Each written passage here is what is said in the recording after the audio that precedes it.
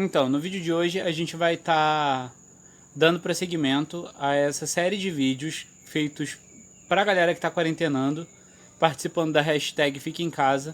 E o nome dessa série de vídeos é Analisando Liberaba.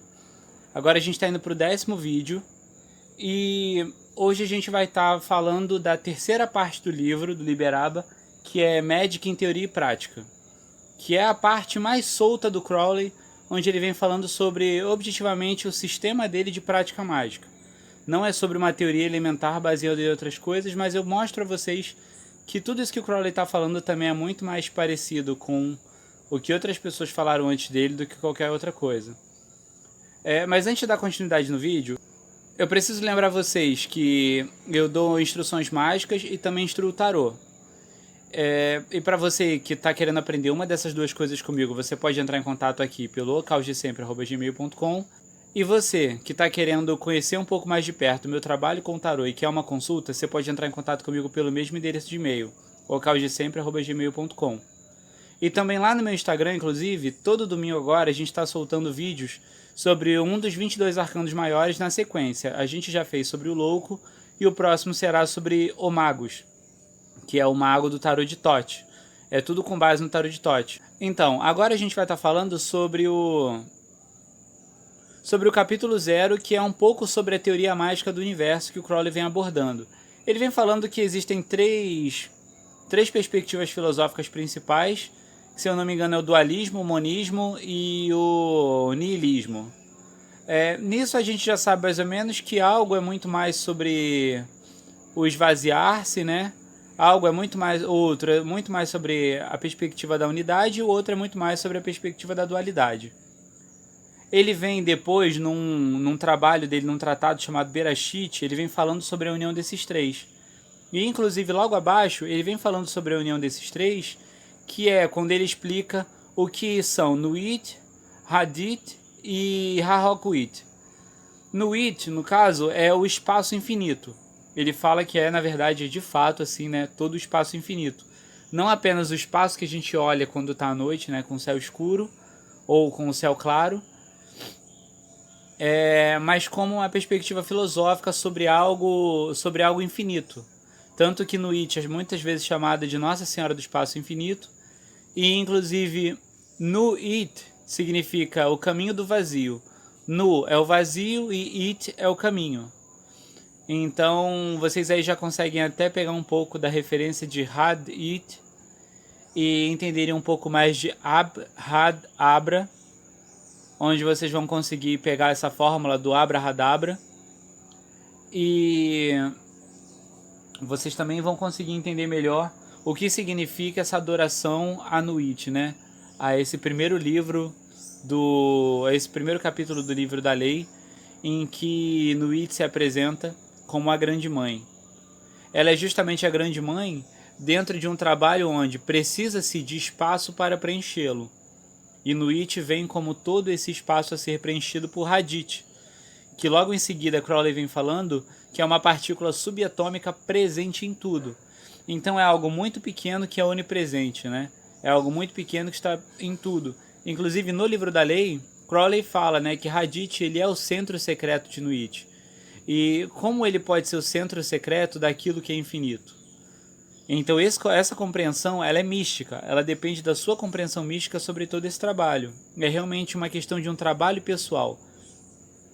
Não importa o que tenha sido dito ali, ainda assim vocês vão depender muito da experiência pessoal de vocês.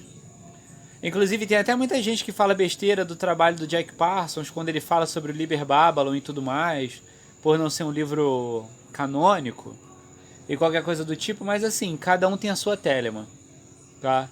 Assim como não importa quantas pessoas pensem em Jesus, cada uma vai pensar num barbudo, cabeludo diferente com cara de aluno da UFRJ. Eu acho interessante quando o Crowley vem abordando Nuit, Hadith e Harokuit aqui, porque dá a impressão, na verdade, quando ele traz Harokuit, ele fala que Harokuit é a unidade presente, né? Mas aí eu gosto muito de entender Harokuit como Ain Sof Aur, até mesmo pela construção do nome, né? Ain Sof Aur, Nuit, Hadith e Harokuit. dentro de uma proporção, é muito mais interessante a gente pensar que ele vem trazendo os três como os véus de existência que compactam a Cabala para que ela tenha, né? A Cabala não, a Otshin, para que ela tenha a formação que ela tem. Para quem não sabe, Otshin é o diagrama da árvore da vida.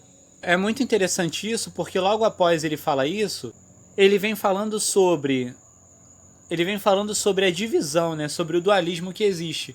E a partir desse dualismo, eu diria que ele até floreia muito e fica mais interessante você ir para o capítulo 2 do Dogma e Ritual da Alta-Magia do que permanecer ali.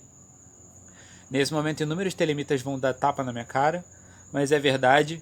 Nesse momento, eu prefiro o Eliphas Levi do que o Crowley, porque o Eliphas Levi ele dá exemplos muito mais palpáveis para brasileiros do que o próprio Aleister Crowley. Porque justamente o Aleister Crowley ele tem esse trabalho de tentar de trazer um religare entre a magia e a ciência. E pra gente que é brasileiro, que tem uma formação pseudo-proto-para-cristã, é muito mais interessante a gente ter exemplos folclóricos do que exemplos científicos. Mas assim, eu gosto muito do trabalho que o Crowley faz e da forma poética como ele trabalha a Cabala, porque ele em 4 parágrafos no máximo, ele fala de forma mais elucidativa sobre a Cabala do que eu acredito que John Fortune tenha feito. O trabalho de John Fortune, né? John Fortune não se compara. Mas assim, para quem precisa ler rápido, mais rápido do que uma Wikipedia, ler o Liberaba salvaria bastante para compreender o que é a árvore da vida em si. Porque primeiro ele vem separando a primeira tríade, né? Como a primeira tríade algo realmente abstrato. E aí ele fala que o que divide esse pensamento abstrato do resto é um abismo. E existe o abismo da razão, que é a coroa da mente humana. A coroa da mente humana nada mais é do que realmente esse rolê da gente racionalizar tudo e tudo mais. Então ele já diz que o que nos separa de todo esse pensamento abstrato divino é a nossa possibilidade e necessidade de raciocinar. Quer dizer, a nossa necessidade de racionalizar tudo. Tanto que ele fala que a necessidade do dualismo vem porque a unidade transcende a consciência. A consciência em si, ela não consegue pensar em algo uno sem algo para compará-lo. Tanto que a gente só tem um conceito de Deus porque hoje, dentro de uma sociedade cristã, a gente tem uma noção de diabo. E é isso, assim. Inclusive, o próprio Eliphas Levi, ele fala isso no Dogma. Eu tô com o Dogma e Ritual da Alta-Magia aqui, ó. Eu realmente eu li ele bastante até para fazer esses comparativos. E ele fala que não existe a luz sem comparação com a sombra. E isso é fato. Não existe o ter sem o não ter, sabe? Não existe a posse sem o desapego. E é isso aí. A lança de Micael, ela não poderia existir na tensão correta se não fosse o escudo de Shaitan. E é assim, saca? Então realmente é um trabalho. Ele vem falando muito sobre o dualismo. E ele vem falando já no primeiro que a tríade é separada. E quando ele fala da tríade, eu acho bom ele falar isso, porque John Fortune, lá no Cabala Mística, ela já fala que a árvore da vida ela é dividida em tríades. Tudo é sempre dividido em tríades.